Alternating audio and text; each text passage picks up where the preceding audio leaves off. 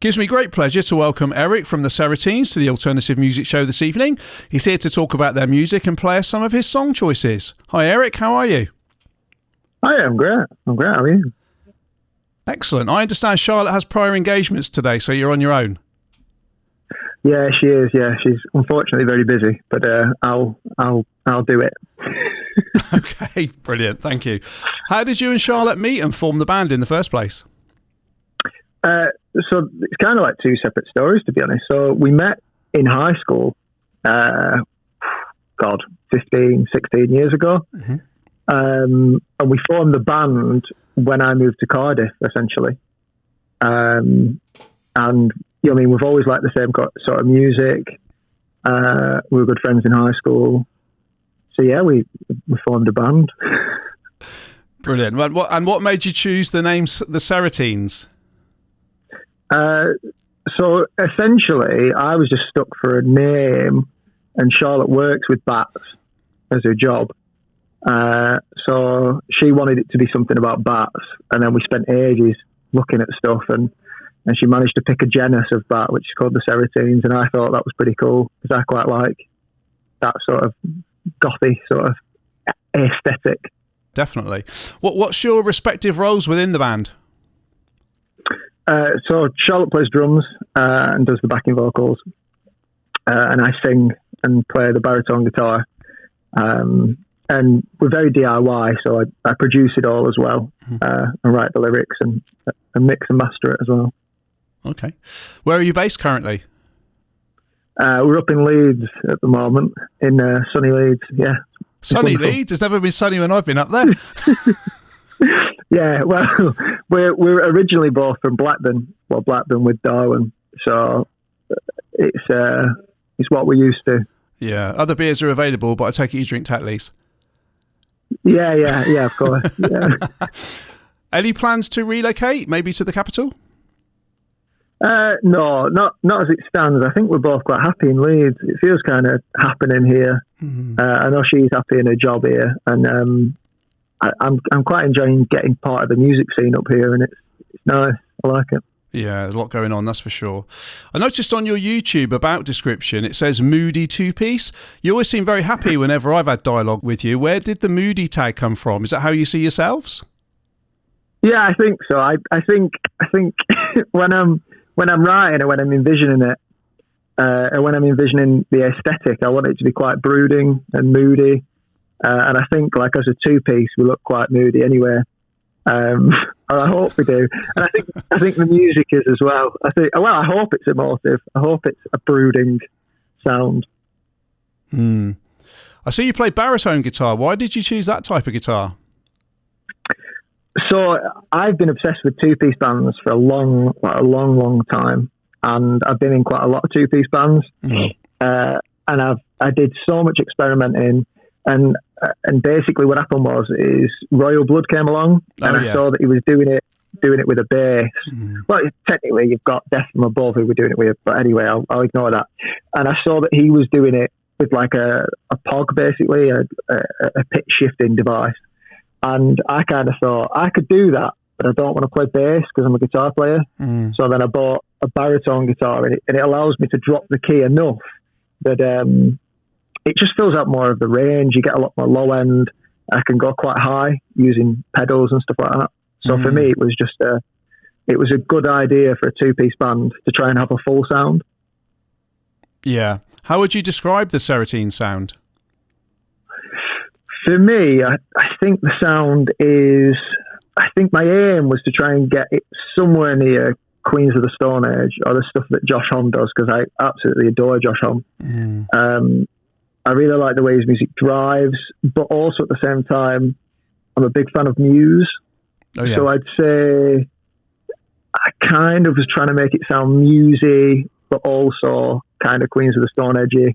I don't know whether I managed it. I think you got pretty close. Well, I'm happy if I have. I'd also say there's definitely some Royal Blood in there as well, because I did go a bit mad when they released their first proper album. I was obsessively listening to it. You've got 3 songs to play for us tonight, so can you introduce your first song choice for us, please? The song is going to be So-Called Friends by the Serotines. I'm holding you up.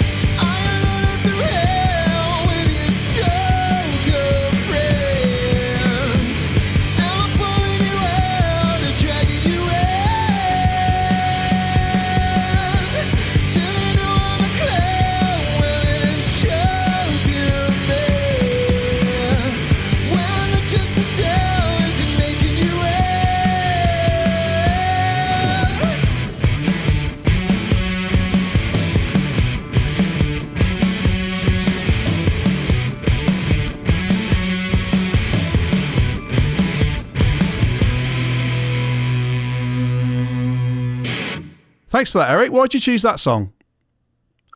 I chose that song because I really, really do like it. I think out of the Serotines tracks, everybody's kind of got their own favourites, but I think, well, I say everybody, if you like the music we make. I think for me, it's the one that I think is the most commercial. You could argue with me on that. I don't know if it's my favourite, but I think it's my favourite insofar as it sounds to me like something that is good. Yeah. That sounds really daft, doesn't it? No, not at all. Not at all. Totally understand. And yeah, I don't know. I really like it. For me, it was, I wrote it during like a very, a time of big change in my life. And I was like, meeting new people and relationships were changing over, friendships and stuff like that. So yeah, I think it means quite a lot to me, does the song as well. Yeah. Okay. Do any bands or artists inspire you to make your music? Yeah, quite a lot. As I mentioned before, Josh Homme is huge. I absolutely love him. I think his sound is just insane, and just everything he does. Like when he produces stuff, like he produced the Arctic Monkeys stuff. Yeah. And he's been doing when he did that Them Crooked Vultures with Dave Grohl. That's phenomenal. I don't think there's anything he's made that I don't like. Well, so I think as far as inspiration goes, I think I'd love to be like a Josh Homme kind of person who just kind of does a lot of different stuff and it's all great. That'd be my hope. Okay. And what's your creative process for writing songs? For writing, usually I always start with guitar. I usually start with either chords or a riff, and then I'll bring that to like practice with whatever band it is. In the Serotines case, it's just with Charlotte, and we'll jam some stuff out, and then I'll kind of try and get a structure together, and then I'll write the vocal line before the lyrics usually. So I'll sing nonsense for a long time until I get something that I like phonically. And then I will try to write words that fit around the phonics, so vowel sounds and stuff like that. Yeah. And try and keep a consistent theme. So it's quite a weird, I don't know if it is weird. I think quite a lot of people do it kind of like that, to be honest. Everyone seems to have got a different process. Whatever works is one of my studio mottos. Yeah, well, it's the way I've always done it, so yeah, maybe I should try a different way sometime. I don't know. Whereabouts do you record currently? It's kind of wherever. We do it in practice rooms. I do a lot of it at home, just into my MacBook. I just kind of DI straight in, or go through an amp or something. And I usually emulate the speakers because it sounds great. So I usually emulate the speakers and I do everything here. I've got some great mics as well, so I do my vocals at home, which annoys the neighbours, but I mean, someone's got to suffer from my art. What's your favourite vocal mic that you're using currently? So I always use an SM7B. Nice. That's what I like. But I've tried quite a few. I'm just a big fan of dynamic mics for vocals. Yeah. What's your approach when you're in the studio recording with Charlotte? How does it work with you both together? Do you go in together or do you go in separately? Yeah, we're going together. So in that scenario, I kind of turn into the engineer, like sound engineer, and I kind of like rig it all up. I usually bring like my laptop or something. Yeah. Bring an interface, like rig it all up, mic it all up, and then be a bit of a slave driver, I guess, because I'm kind of producing it. So I just kind of go, no, do it again. Which she gets annoyed about, but can imagine. How many songs have you released so far with the Serotines? So we've done 4, but we have about 7 that are good to go. We're still writing stuff and like bouncing ideas about and trying to get some new stuff together. Okay, brings us on nicely to your second song choice. Can you introduce your second song choice for us tonight, please? Yeah, so the second song will be Weather by the Serotines.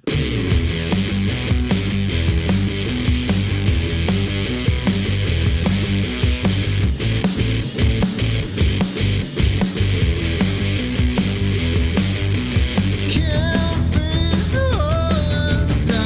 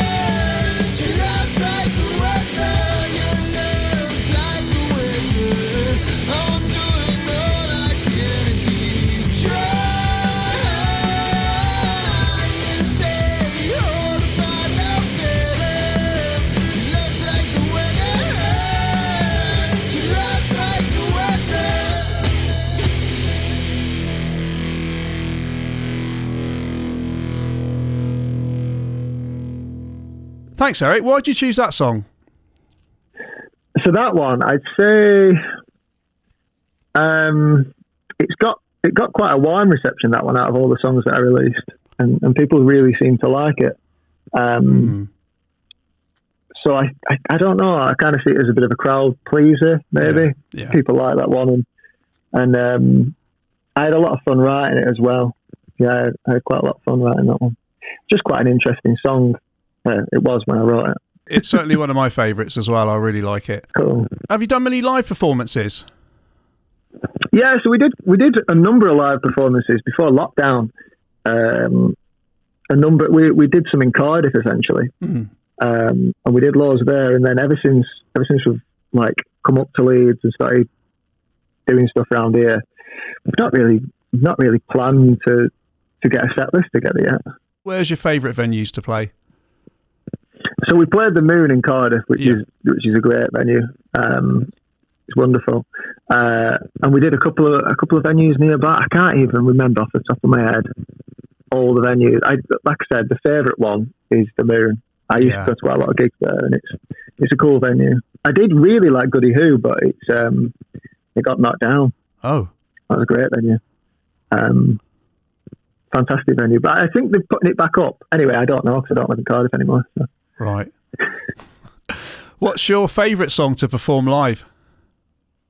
I think it's definitely Promises is the one that I like playing live. It's just quite a mad song. Even after I'd wrote it, I kind of thought, what is this? All the riffs in it and stuff are just really weird to play, and it's quite. I like things where it's difficult to sing and play them at the same time. Yeah, I enjoy it when it's like that. Represents more of a challenge for you. Yeah, I kind of feel like I'm teetering on the edge of completely messing it up, which is always exciting. Do you have any up and coming shows? Not as yet. We've actually been asked a couple of times if we'd like to play, but we're still not settled on.